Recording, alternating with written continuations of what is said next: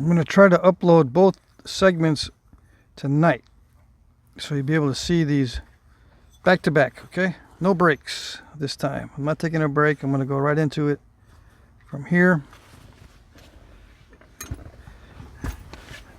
Try to finish it out.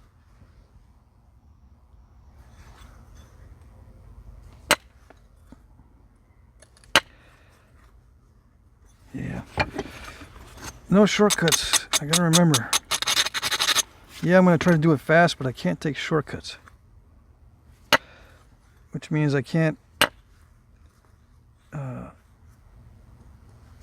go too fast on the platform preparation. Dang it. Let's see. These flakes, I can run long flakes on this material. It just requires an enormous amount of prep. A ridiculous amount of prep on these platforms.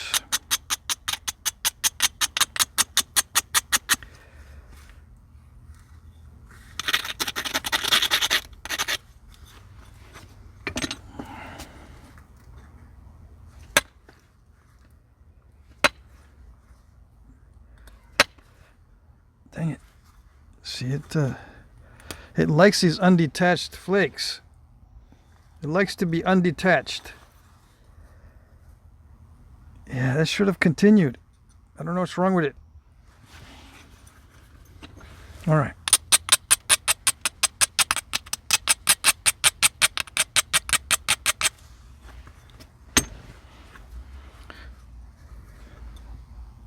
I'm trying not to be too forceful with it, but it's not giving me a choice.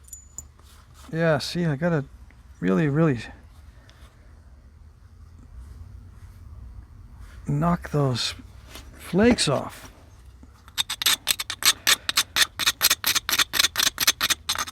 It wants to snap. It wants to snap in half. All right. See if it did it.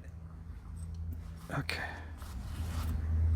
All right, so I can't do too many more of those because those are dicey. See that? Look how thin that is. Come on. See the translucency there? That means it got really thin, which is not good. Luckily, I have to lose some of that anyway. There's a step fracture there, but oh well.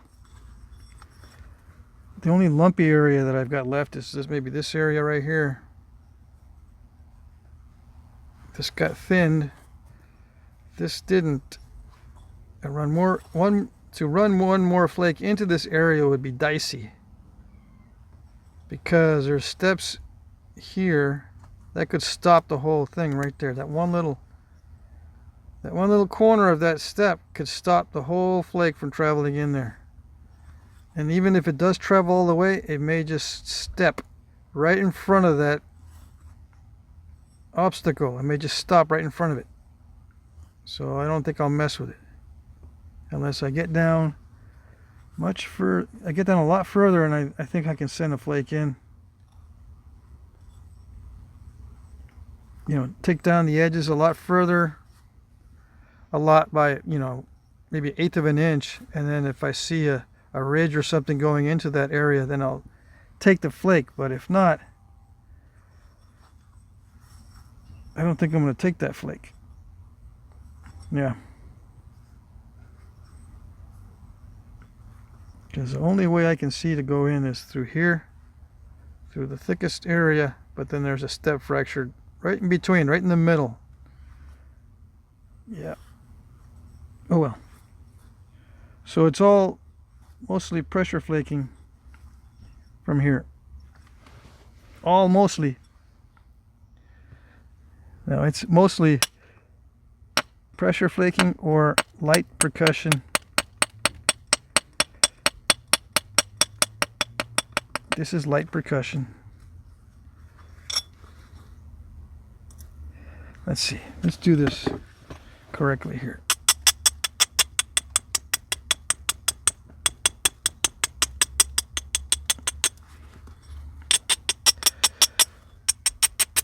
Get rid of the delicate areas. Okay. get rid of any potential areas where it could open up and crack in unexpected ways. No long flakes. We don't want any step fracturing at this stage with trying to do fancy long flakes right now.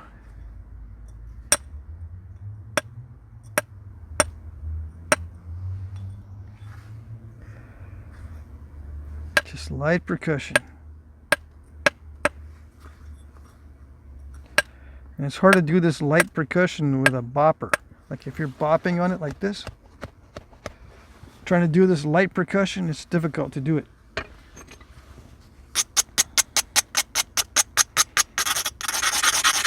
But not if you got the flaker behind your knee.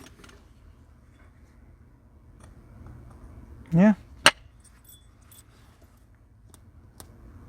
I thought you said we're not going to do those. Yeah, this was, see what happened when I did it? I wasn't going to do those, but look what happened. I paid for my mistake.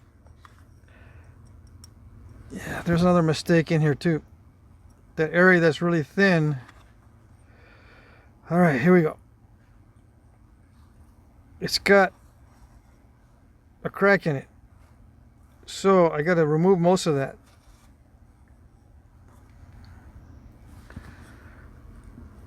So I was messing with it. I was messing with the edge.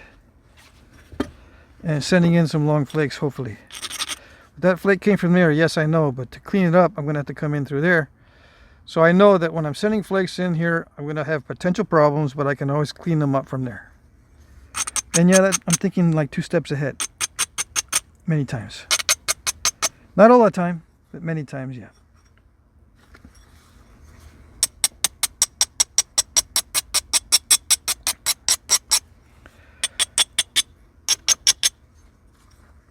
A lot of times you just reassess everything from scratch after every hit. Just reassess from scratch, because sometimes it is that chaotic. You never know.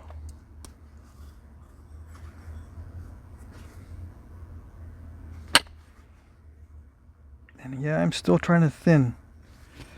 Still trying to. Because I see some fat spots. Oh, come on. It's supposed to go further.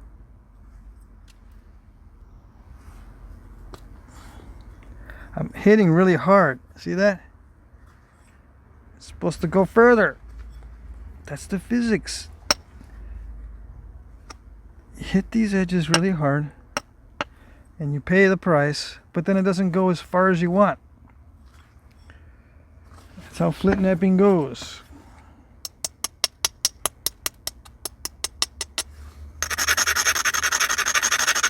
So if you look back, you know, if you're thinking about your own Flintknapping and you're trying to reassess or trying to do the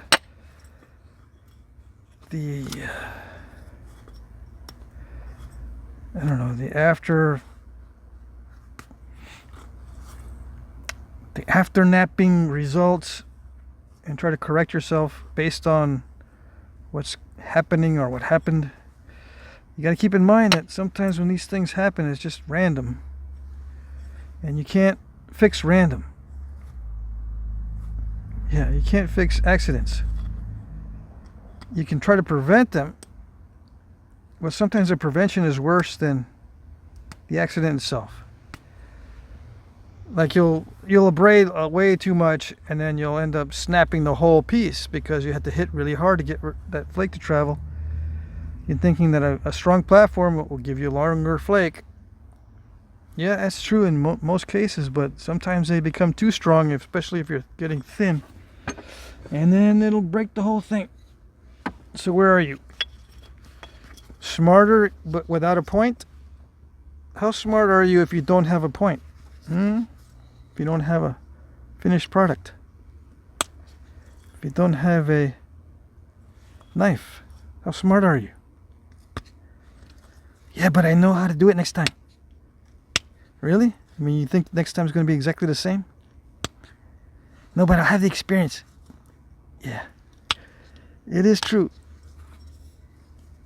You'll have the experience. You'll know what you did wrong. Try again. But you still don't have a. You don't have a blade. You don't have a flake. I mean, you don't have a tool. So what's the moral of the story? Don't take it too seriously. Don't try to get everything out. Don't try to fix every mistake. And if you approach it from the best vantage point and the best techniques every time, yeah, I suppose you can do it that way, but you're going to program your mind to think that you're going to make a perfect point, and if it's not perfect, you don't know when to stop. You won't know when to just leave it. Let's leave the defect alone. You're not going to know when to just say, that's good, because it'll never be good enough. You'll get into that mindset, and you won't have a blade. You won't have a tool.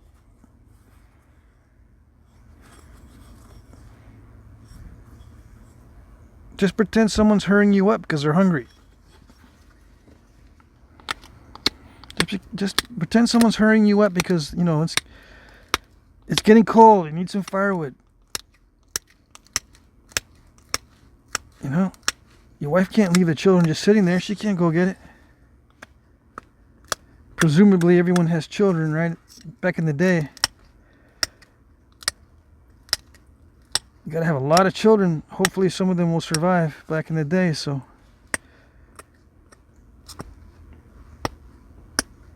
you gotta share the responsibilities. You gotta divide the responsibilities up so it's more efficient. So it's the hunter's responsibility to do everything that requires going away from camp a little bit.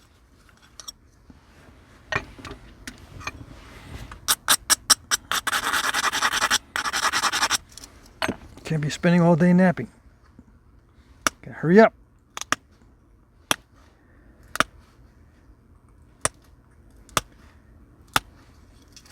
Okay.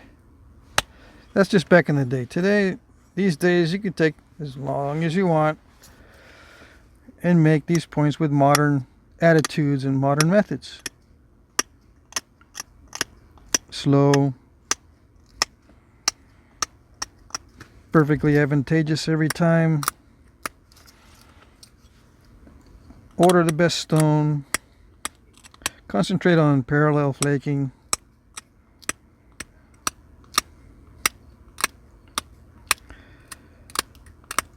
And if it doesn't work, it's okay. You got 200 pounds sitting there. You know, you can afford not to have it work, because if you're doing it with the greatest odds of success, you have 200 pounds sitting there ready to go. Maybe all bifaced already. 200 pounds of bifaces just sitting there, or slabs, and ready to go. So you can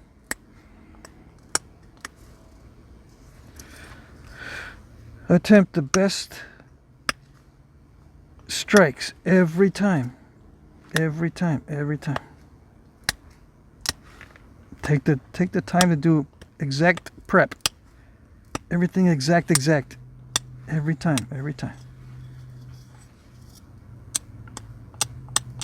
Everything pretty. Like someone's over your shoulder watching you and thinking, you know what, dude? That could have been done better. You know what, dude? That flake could have been done better too. Oh, you know what? You shouldn't have put your finger right there because that'll mess you up. And you know what? You do have your finger there. It didn't get messed up, but it might get messed up in the future. So watch it. And yeah, blah blah blah blah blah blah blah. And you do that to yourself also. It's added stress, added fatigue. You don't need.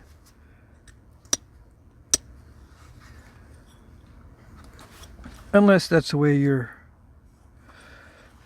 want to work. Then fine. You want to do it that way? Okay. We have that luxury these days. We can do it the way we want. We can do it better than they used to do back in the day. We can use better techniques, have better results, and all the points that we make look better than they used to make them. Thinner, less depth fracturing, better material.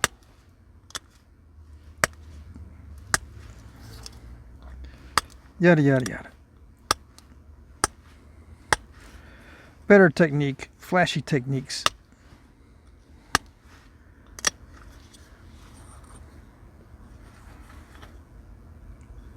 The best antler, the best hammer stones, everything the best. Yep, we have that luxury to do it that way these days. The best instructors.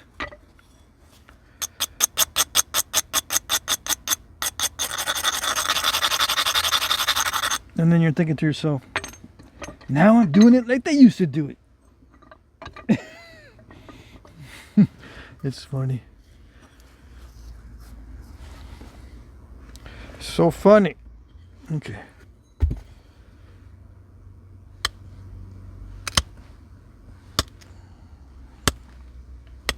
Learning a lot. Learning it just the way they used to do it. Doing it perfect. That's the way they used to do it. Just the way they used to do it. Because look, the 1% of the 1% are done that way because they're so beautiful. Look at the artifacts, the 1% of the 1% artifacts. They're so beautiful. They're done so carefully. They're done so magnificently. That means they did it like this all the time. I know they did. Yeah. Because of the 1% of the 1%. Yeah.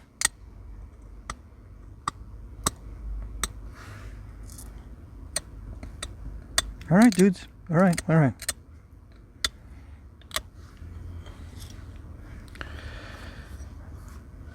Not making fun of you in particular. I'm just making fun of the attitude. That's all. It's not. I'm not making fun of the person. It's not about certain people. Although I make fun of antler people. In this case, I'm not really talking about that. I'm not talking about people who are very strict on the tools. Got to do it with certain materials, man, or you're not learning anything.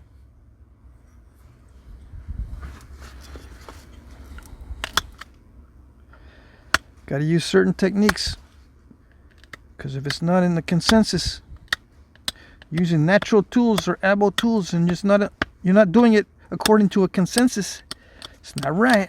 Those are the antler people. They're mainly tool oriented, and techniques, consensus techniques. They don't necessarily tell you how to make your tools, but they will tell you how to do the technique.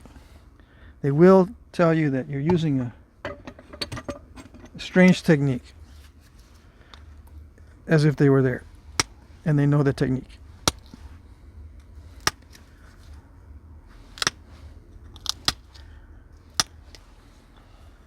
Yeah.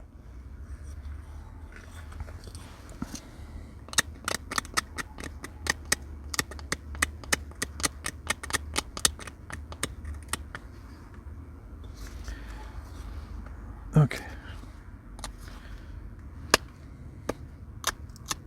So now I was just making fun of our modern brains in our modern situation. We try to do it like the old ways, but we're trying to play the knapping game like we play the chess game. Every move, well, not every move, every situation on the board, the current situation on the board has the most advantageous move. And if you don't take that most advantageous route or move, not playing it right. I mean, it's a inferior gamesmanship.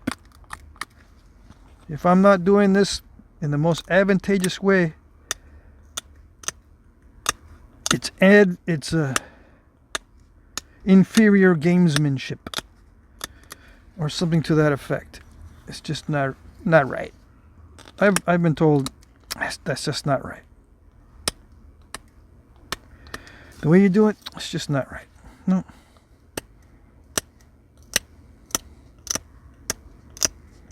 Okay, dude.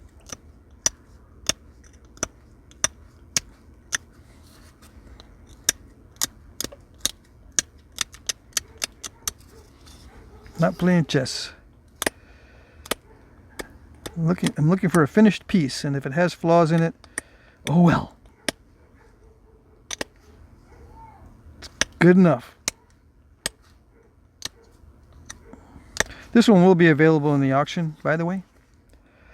Just FYI. If you don't know what that means, just look at my other videos. I now have auctions for my stuff that I make. Everyone, not everyone. A lot of people in the past would ask me, do you sell your stuff? And I would say, nope, I don't. I give it away. Or I trade it for something. But now I sell it. So just look for the auction videos I've had in the past to see how they go, see how they work. It's a video. You just make comments, you bid in the comments section.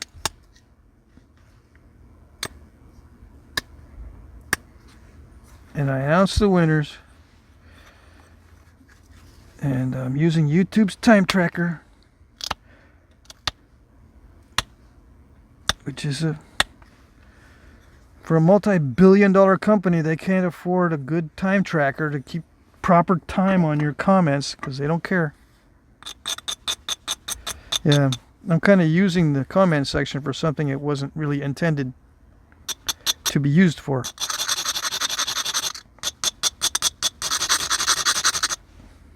Oh well. My sons hate it when I do that. When I say, oh well.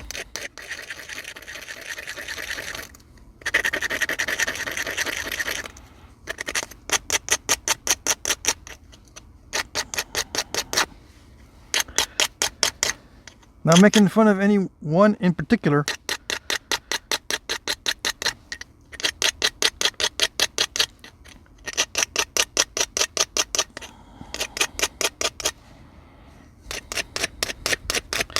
When do I bring back my sander? I don't know. That's a good question. I should bring back my sander. I just don't like it sitting over there. I started to get a little bit frustrated trying to clean it off every time.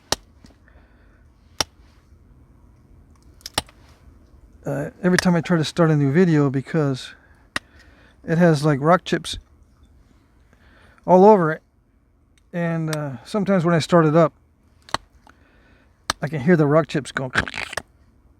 Oh dang! That rock chip interfered with something in there for a second. What was it? I don't know. Eventually, with enough of those little rock chips in there doing their thing, it's going to cause some kind of problem. So I took it out of there. I should bring it back in just before the videos and take it out when I'm napping on the side. But what I'll be doing is I'll be doing less napping on the side and more videoing. Yep.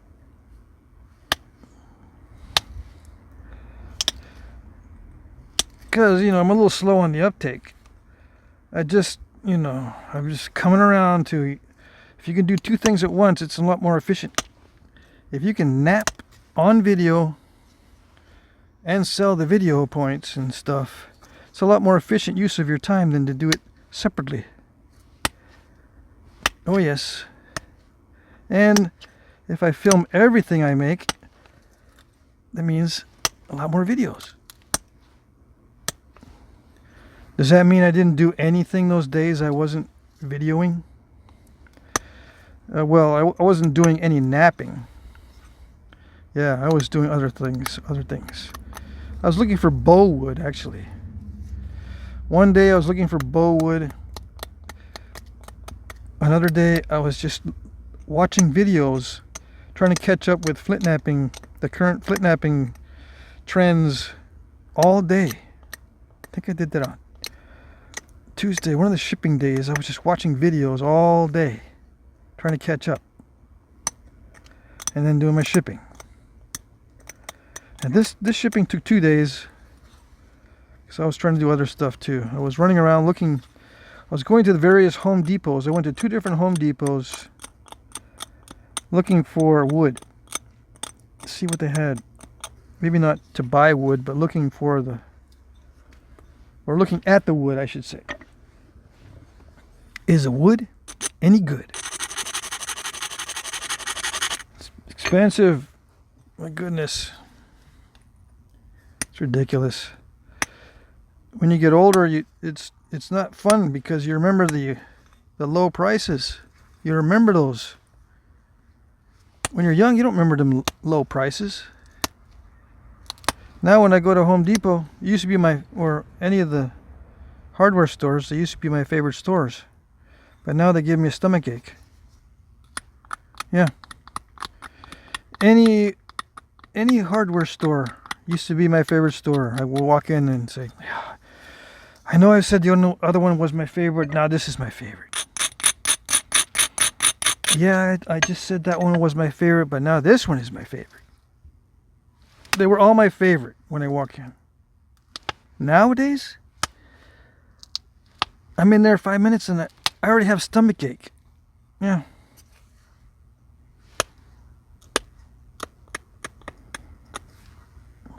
I want to get out of there. Get me out of here. I want to see some free wood. Bring me over to a place where they're cutting down trees and just leaving the branches everywhere. I can go pick them up. Yeah. They just leave the branches sitting out there in the ditch. I can go pick up a branch. Who's going to say anything? Nobody. Less work for them. Okay, are we there yet? We're kind of there yet. This edge, this cutting edge, is not quite as thin as I would like it. It could be straighter too. I could say good enough, but I'm going to make it a little bit straighter. There's some step fracturing, like right there.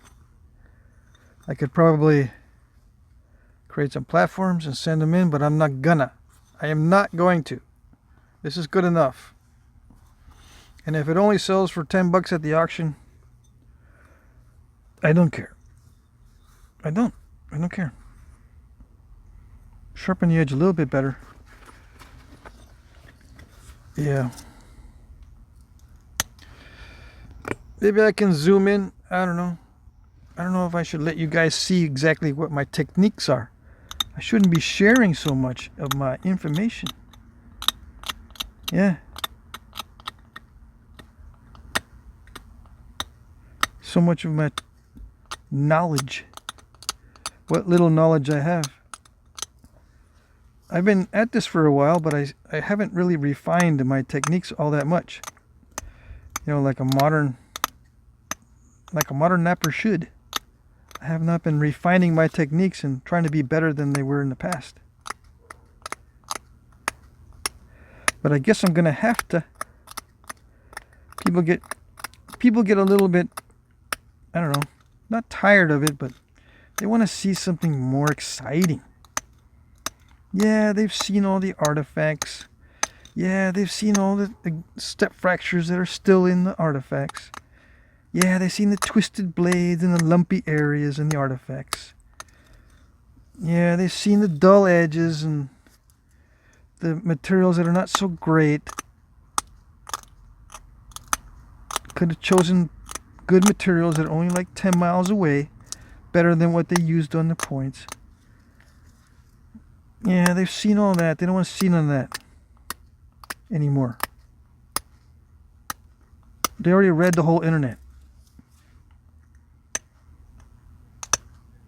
It says getting boring.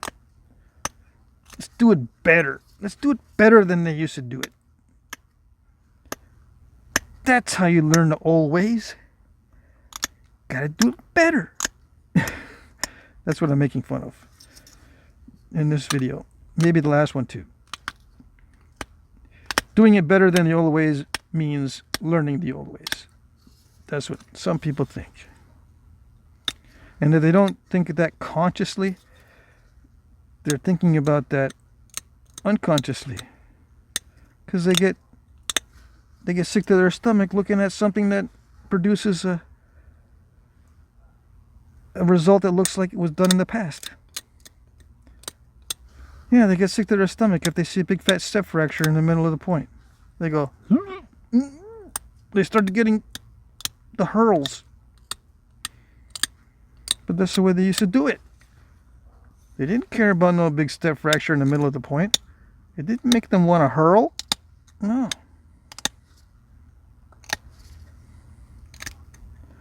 Makes them hungry because they know they'll be able to cut up some meat with it in a little bit. It's almost ready. Is it almost ready? Yep, almost ready. I'm just doing the top edge, and I'll be able to put on a knife. It takes me only 15 minutes because I use a good hot melt. It doesn't need to dry. It just needs to cool down, and I just put it in the stream, and it cools it down within 5 seconds. Okay. Yep. I got the hot glue just heating up right now. It's sitting in the fire or next to the fire on a rock. Okay, I already made the handle. Or Junior made the handle. Thanks, Junior. You're welcome, Dad. I'm just getting it ready. Just notching the top of this tang a little bit. Because that's my style. That's who I am as a napper. That's my particular style. I like this little top edge of my tang.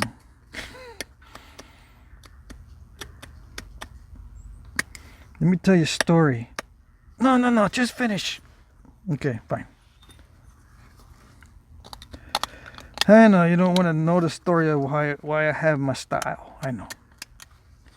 Okay.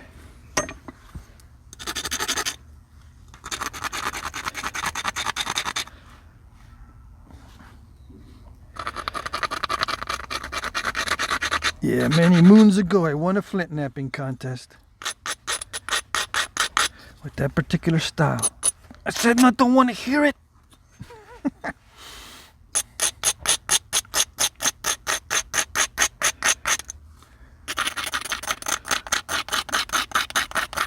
Everybody liked it. Shut up. Okay, time. Okay, ran out of time on the last video. Here's the final shots. It's a little bit wavy as far as the thickness goes. It should be thinner here, but I didn't want to risk napping into those step fractured areas, so I left it thicker there. But yeah, this is the kind of blade I like for a modern looking blade. I like plenty of meat down here for resharpening. A little bit of a shoulder on the top. Right there. Not too long of a tang. Doesn't really need it. If you have good glue, you don't need a really long tang. And plenty of room there for your fingers. Sharp on both sides. Here and there. The tip doesn't matter too much. It usually breaks off anyway. Okay. Try to limit the amount of step fractures near the edge. So I don't see any here that are worth picking at. And I don't see any except maybe there's some right there. But that's on that back edge. On the front edge, I don't see any issues for resharpening. So that's good. All right.